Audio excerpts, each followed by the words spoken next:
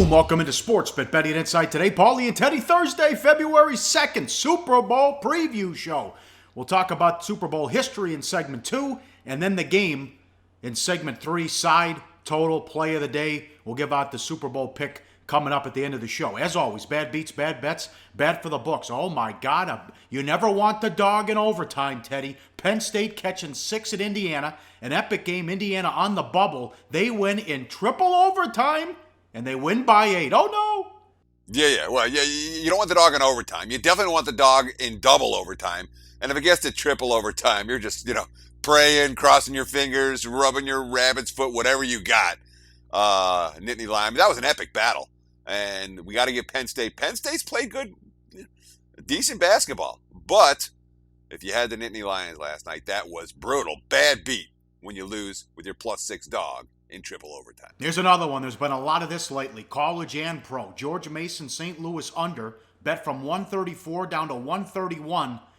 That wasn't even close in regulation. Double OT. Oh, yeah. It didn't even get over in the first overtime. Oh, it was only 120. This total, again, bet down from 134 to 131. After 5 extra minutes, it was at 128. It went to 150 in the second overtime. The Steam lost. Brutal beat, no question about it. All right, bad for the books. Plenty of money on St. John's. They beat Marquette by double digits. Yeah. St. John's from +4.5 to +2.5. The Golden Eagles, back-to-back losses as favorites after that upset win over Villanova. The market's not fooled by the victory over the Wildcats. Bad loss for Marquette and very bad result for the house. But, Pauly, there was a ton of bad results for the house last night. Yep, here's one. A heavy steam on Clemson. Bet up from 8.5 to 11 at home against Georgia Tech, and something that pisses me off. We talk about it in college football. Nobody gives up. Georgia Tech, at the end of the game, fouling down 9 and 10. Get out of there. Yeah, no doubt. And the refs will call it. A lot of times the players will, they're still playing defense, and then as soon as they get close, the refs will whistle them. But, yeah, when you got a dog at +11, and they're down 8, and there's 10 seconds left. Come on, dude. But they fouled down 8. They fouled down 10. At least the second foul kept some shots from getting middled on that contest. But if they have a choice between getting middled and getting crushed on the side, I don't know what they're going to prefer. Either way is bad. Bottom line, not a good result for the house, as the Yellow Jackets fouled right to the end. And it's amazing how many times this happened. It happened in a North Carolina game with the total. I was in-game betting, and it just couldn't land 148, and it did. UCLA bet up from 15 to 16.5 against Washington State. You guessed it, it lands 16. Yeah. Not a lot of margin on that middle. No. You're not seeing people laying 16 or laying 15 and taking 16.5, but there it is.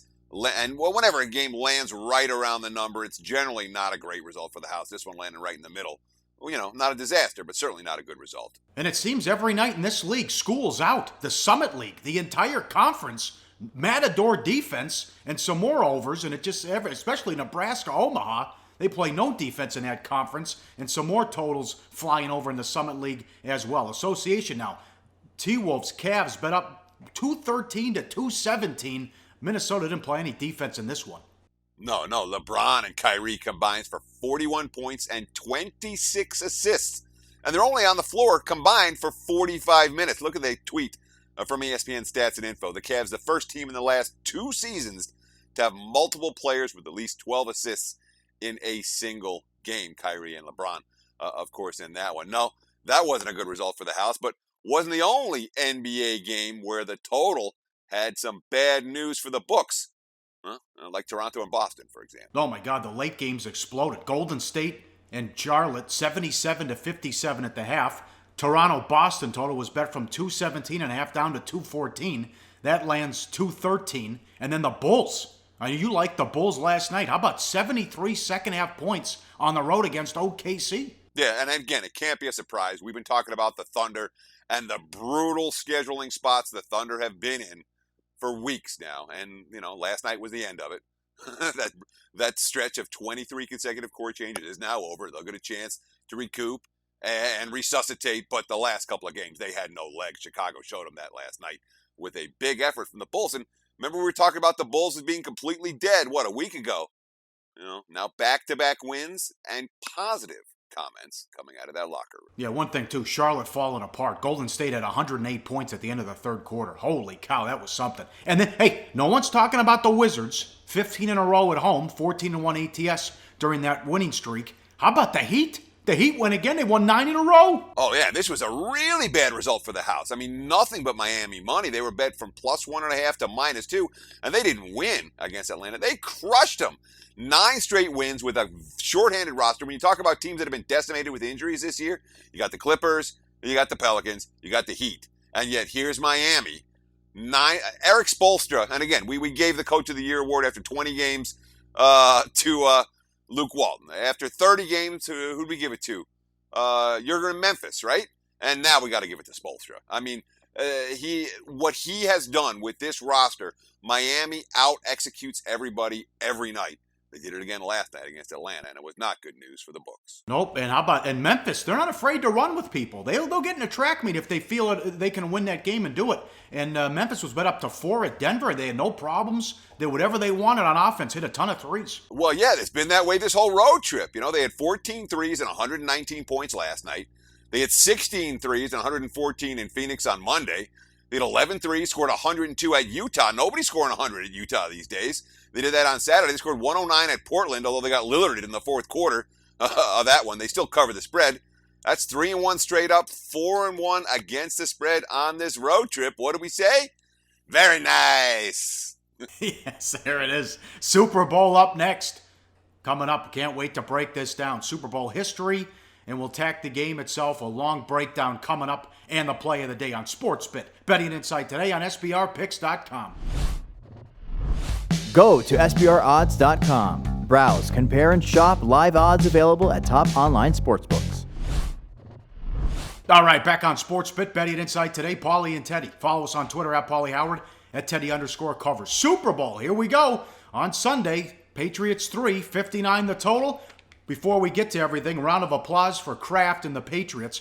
Kraft has owned the team for 23 years. They made the playoffs 19 times, only 2 seasons under 500, 12 conference championships, 8 trips to the Super Bowl for Kraft. You'll never see a run like this again in NFL history. And how about Art Modell? This 17 years ago, Kraft hired Belichick. Modell said, don't hire him. It'd be the biggest mistake of your life. I think it's worked out. Now, as far as the Patriots and the Super Bowl, the Dogs have won 5 in a row, depending on how you want to grade the Seahawks-Patriots line. 7-1-1, counting the Patriots as a pick in the last 9. Giants with the outright win against the undefeated Patriots, double digits. One of the times the Las Vegas lost, rather. Arizona gets the money against the Steelers, even though with the Harrison pick 6. And the Saints beat Manny and the Colts, Teddy. Well, yeah, and that's just the start of it. I mean, that was the first 3 dogs. Then we had the one favorite covered. The Packers covered -2.5 or -3 against the Steelers. You remember that game? Was it the Mendenhall fumble? You know, I'll tell you what, I had Green Bay in my pocket. They were not the right side. You know, the one favorite during this whole stretch that is covered wasn't a right side. And if he doesn't fumble, I really think Pittsburgh would have won that game in straight-up fashion. Instead, Aaron Rodgers got his only ring, and Mike McCarthy got his only ring. But after that, then the Giants beat the Pats again as a dog, and the Ravens beat the Niners straight up as a dog, and the Seahawks annihilate the Broncos as a dog. Now, again, the Pats-Seahawks 2 years ago, whatever trend you see is using that trend in the line there in your favor. You could make a case, New England closed -1. You can make a case, Seattle closed -1. You can make a case for either one of those teams as a favorite. The way I've chosen to do it is I'm grading that game as a pick 'em, and you don't count it, favorite dog, da-da-da-da. But again, last year, Denver, 4.5-point dog at post, and they too won the game outright. So if you've been laying points in recent Super Bowls, you haven't done really well, you know.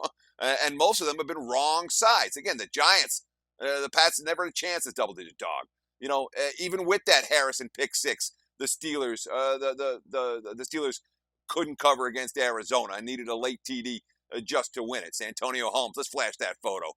That was an exciting Super Bowl.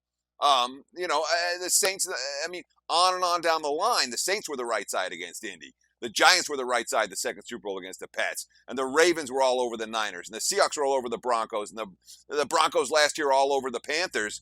Laying points is we get you crushed in recent Super Bowls. So it's the number one scoring offense, points per game against the number one scoring defense. The last 6 times that's happened in the Super Bowl, including last year, the defense has won 5 of the last 6. Now, we mentioned Andy Isko's tweet. Teams with the better regular season record. This is real, even if it's random. At Vegas Andy 711. Teams with the better regular season record just won 14-1 ATS since Super Bowl 30. And you also have that trend where teams have been horrible, absolutely horrible, when they score more than 40 points ATS the following week. That's what you're looking at with Atlanta, too. Be careful with that one. Sure. Remember what happened with last year?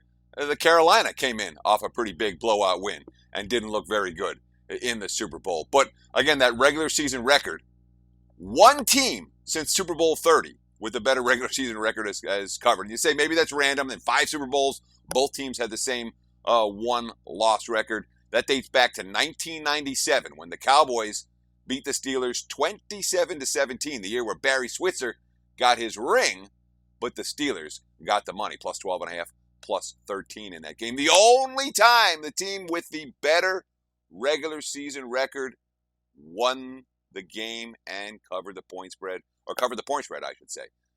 Covered the spread. That was Tampa Bay beating Oakland in Super Bowl 37. Remember, they were the underdog in that game, despite the fact that they had the superior record. But what about the Pats in the Super Bowl? I mean, the Pats have a pretty significant Super Bowl history with Brady and Belichick. You know, they've been in 6 Super Bowls, and in all those Super Bowls combined, you know, the one game I'm grading as pick, the favorite hasn't covered any of them. The dog covered the other 5. So we're talking historic totals here with Atlanta involved. You saw it in the NFC Championship game. It continues in the Super Bowl. Of 9 Super Bowls with a closing total of 50 or higher. Of those 9, only 3 went over, and the highest total before this game was Indy and the Saints, and that went under. But here you look at some of these totals haven't even been close, though, Teddy. Well, that's what I'm saying. You say 3 and 6 against the closing total to the, you know, where the overs have cashed 3 times. Yeah, maybe, because 2 of the 3 overs got graded as half-point wins, and these are from games back in the day where I can't tell you what the total really was. You know what I mean? You can say, when you're looking at point spread numbers from the 80s and 70s, take them with a big grain of salt. You know, anything in the 21st century is real. Most of the stuff in the 90s is real. Prior to that, it's pretty dicey. But, I mean, when you talk about the 4 Super Bowls in the 21st century with a total higher than 50, and none of them have been close. I mean, really, none of them have been close to going over. You had the Pats and the Rams with a total of 53. That finished 37. That was New England's first Super Bowl title. You had the Pats and the Giants, and that was the offense that couldn't be stopped with Randy Moss and company, total 54.5, and they finished with 31. Again, multiple scores under. Saints and Colts, they had a pick 6. They had and even with the non-offensive TD, 56.5 total, finished 48, more than a touchdown under. And of course, in 2011, the Giants-Patriots rematch also finished more than 2 touchdowns under the total. So you've been betting these high totals over of late. You haven't done very well this century. Does anything jump at you as far as the sides with the Super Bowl history? Oh, gosh. I mean, there's so much, you can look back to the 49ers, great teams of the 80s that we loved. And that was, of course, the era of the blowouts. We can go back to, just a few years ago with the Saints beating Peyton Manning, the Tracy Porter pick 6 as the difference maker in that ball game. But, it's not all about memory. I mean, I got a ton of memories. I remember getting really drunk at the Bucs-Raiders Super Bowl, and that was an easy one. All the wise guys in town had Tampa Bay. I had a big bet on Tampa Bay that game, and we all met up at one of the local pubs, and I was I was a mess by halftime, but it was a really fun Super Bowl. You get a handful of those, Paul. Steelers, Arizona is one that I was just on fire that year. I couldn't lose, and Arizona, I had a big play on Arizona. Even that pick 6 for halftime didn't make me crazy. I was so calm. I'm like, it's fine. Zona's covering. It's all good. Kurt Warner got me the money. Excellent there. You're right. Thank God for the props, because we had that run where like 8 or 9 years these games were over in the second quarter, and they were unwatchable and nothing but blowouts. Up next, we'll get to the game. We'll tackle everything coming up on SportsBIT. Betting and Insight today on SBRPicks.com.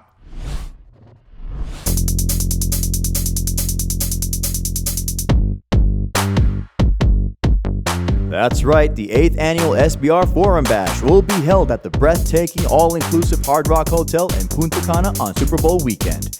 Join Natalie Rydstrom and the Odds Couple as they mingle with SBR pros and have fun under the sun. Stay tuned for video coverage of Bash activities, including a $5,000 poker tournament sponsored by uwager.eu. Only on SBR, your sportsbook authority since 1999.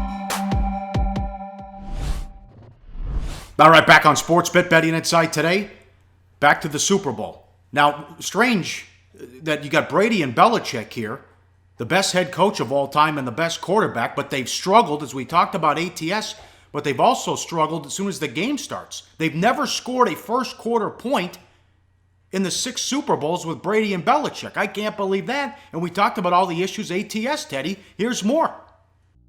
Well, sure. I mean, let's look at the stats and the yards for these Super Bowls, because we do have a definitive history for Tom Brady and Bill Belichick. Even though the rest of the pieces have changed throughout the years, these two have been as steady as it gets. You know, you talked about giving Robert Kraft and the Patriots organization some credit. You know, I don't know if you give everyone credit. You give these two guys a heck of a lot of credit. But with 6 Super Bowls under their belts, we've got a track record, and a clear track record. Let's take a look at it. Patriots have outscored their opponents by a grand total of 6 points in those 6 Super Bowls. Yards per game, they've been outgained by close to 40 yards per game. Yards per play, they've been outgained by close to a yard per play. What have they done well? Well, they've avoided turnovers, only 6 in the 6 Super Bowls, and they've been able to force more than they've avoided. But the bottom line is, you look at the numbers there, there's not a whole lot special that New England has done in the Super Bowl itself, other than win a handful of close games. And every game's been close. You're right. Now they go against a young Atlanta defense. The stats are horrible. They are 27th ranked D in Football Outsiders. They're also a young defense. 5 starters in their first or second season. They did get better as the season went on. They did a pretty good job against Aaron Rodgers. Dan Quinn, quote, "The more you play together and gain experience, the faster you can play. We're playing faster now than we did earlier in the season. Our speed hasn't changed. We didn't go lower our 40 times, but because of our communication, because of the style and attitude that we're able to play with, we're able to play faster," end quote. Yeah, and when we talk about this, it's kind of a conundrum for the handicappers. And I'll tell you what, for the side of this game, there's a real split amongst the sharp community. There's some guys I know that really like the Atlanta side. Some guys that I know really like the New England side. This is not a sharp square divide on the side in the Super Bowl. There is on the total. We'll talk about that in a little bit. But sidewise, not even close. And one of the biggest and most contentious issues of debates amongst the quote-unquote sharp community is how seriously do you take Atlanta's defensive stats? Because, as you mentioned, the season-long stats, they're not very good. The adjusted stats, the advanced metric stats, a little bit better. But it's only if you look at Atlanta down the stretch. You know, their last 8 games, they've held 6 opponents to 21 or less. You look what they did to Green Bay in the NFC Championship game, taking an elite offense that had been on fire and completely shutting them down until the game was 31-0. So the question is, which Falcons defense is real? The one with the mediocre stats, or the one that has stepped up and played really well during this stretch run as the Falcons have made it all the way to the Super Bowl? And that, in my mind, is as important as any other factor when it comes to the handicap of this game. Which of those 2 things do you believe? Mediocre defense, good defense. Because you ain't betting on Atlanta at +3 if you don't think that defense is pretty darn good. Right. And do the stats lie on the Patriots? This might be a great defense, but they aren't getting the credit because of the quarterbacks they faced and the schedule they played. They caught some breaks, but also they had some issues midway through the season. They traded Jamie Collins, too. Just said, all right, you're doing your own thing. You're ad-libbing, you're out. And they traded him to Cleveland. I thought Patricia did an excellent job. You remember the Sunday night game when Seattle was going up and down the field, and at one point they were rushing 2 guys. It was ridiculous. Then they really came on down the stretch and only allowed 15 points per game. So how much is it? I guess we're going to find out the hard way on Sunday. But how good was this defense, or was it just you played a lot of bad quarterbacks? And they played a ton of bad quarterbacks. You know, here's the chart. You know, we've shown it before. Let's show it again. You know, Ryan Fitzpatrick and Brock Osweiler and Tyrod Taylor. They had Tannehill and they had Kessler and Whitehurst and, you know, Landry Jones. They had Kaepernick and Goff and Simeon and Matt Moore and on down the line. Now, they did have success against some good quarterbacks, most notably Big Ben in the playoff game in Foxborough 2 weeks ago. No question about that. But you have to put a but with that. When you look at the stats and say this team's a number one overall defense they've allowed, or in terms of points allowed, you have to put at least something of an asterisk about that. Atlanta, without any question, is the best offense that they've seen this year. Yes, and when you look at the numbers, it was one of the best offenses in NFL history for a couple of reasons. One, during the regular season, they averaged 11 points and 1.2 yards per play above the norm, and that was against the number 2 slate of defenses that any team faced. In the playoffs, Matt Ryan's been on fire. They went up and down the field against Seattle, and they did whatever they wanted against Green Bay. Now, Peter King wrote about this Monday, Sports Illustrated. Belichick, we know this, he takes away what you do best, but they spread it around and everyone gets involved with Atlanta. So the people that are saying he's going to take away Julio Jones, that's not going to happen. Because when Julio Jones didn't play or had a below average game, they still went 6-0 and averaged 37 points per game. Against Denver, he had 2 catches. The other guys were terrific. Against the Saints, he had 1 catch. They scored 45 points. In the October win against Green Bay, 3 catches. They scored 33 points. The supporting cast had 16 for 175 and 3 scores. Also, we only had 4 catches against Arizona in a win where they had 38 points as well. So you can't just say, well, we'll take away Julio, because the other guys have killed you. Yeah, well, that's one of the reasons that we liked Mohamed Sanu when we talked about the props on yesterday's sportsBIT. And I encourage you, if you haven't seen yesterday's episode, really, it's a nice couple of prop segments that we put together. I hope there's some good information in there. But, you talk about what Matt Ryan's done here in the postseason. Look, he's 53 of 75 in the air, 730 yards, 7 touchdowns, no picks. In fact, since throwing an interception against Kansas City back in, early December, 18 touchdowns without an interception during that span. This is a Joe Flacco-like run, except for that Matt Ryan, it's a little bit better than Joe Flacco in my mind. You talk about Jones and the diversity of that Falcons offense. How diverse is this offense? How about this? 13 different players caught a touchdown pass this season. That is having enough weapons to survive in a game where Julio Jones is covered. Yep, and with the Patriots, it's always a different game plan. So against the Steelers, it was spread them out and throw because they saw zone coverage and Brady picked them apart and Hogan had 180 yards and he threw. I wouldn't be surprised if they come out and it's a big dose of Blunt or Dion Lewis. I'm expecting it. I wouldn't be shocked at all to see New England work on a power rushing attack because you have no idea what the Patriots are going to do. At least Dan Quinn understands it. Number one, they're difficult to defend. They use a variety of different formations, personnel groups. They've got a huge playbook from the pass game and the run game, gap schemes, trap schemes in the run game, quick game. I'd say it's an offense that's well-versed. They have different ways to attack you. And that is the strength of New England. The fact that it's hard to game plan against them because they're game planning against you.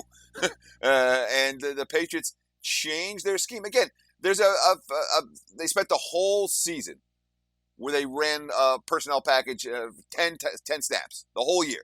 And then against the Steelers, they ran it 19 times and averaged 7.3 yards per play using that formation. I mean, nobody does that. Could Pittsburgh have guessed that they were going to do that? Of course they couldn't. Could they have prepared for it? Very difficult to do so. So Dan Quinn's up against it. One thing in Quinn's favor, we talk about all the Super Bowl experience with Belichick and Brady and Brady. This is Dan Quinn's 3rd Super Bowl in the last 4 years. So it's not like he hasn't been in these type of big games before. Remember, he was the coordinator in Seattle for their back-to-back Super Bowls earlier this decade. You don't think experience is a big deal or the fact that Shanahan's leaving as well to take the 49er gig? Potentially it is. I mean, look, New England, when you watch their press conferences, these guys have done this before. Everybody's going out there. They're like robots. They don't say anything interesting. They're not trying to do it.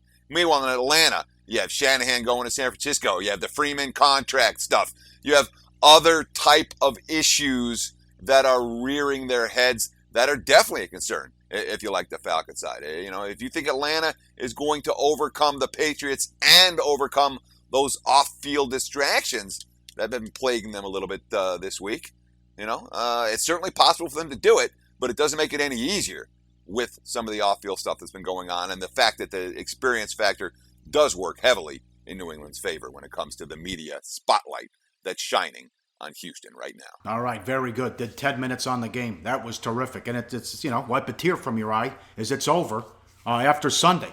47-27 on the football season. Here we go. Money time play of the day. It's been a hell of a run.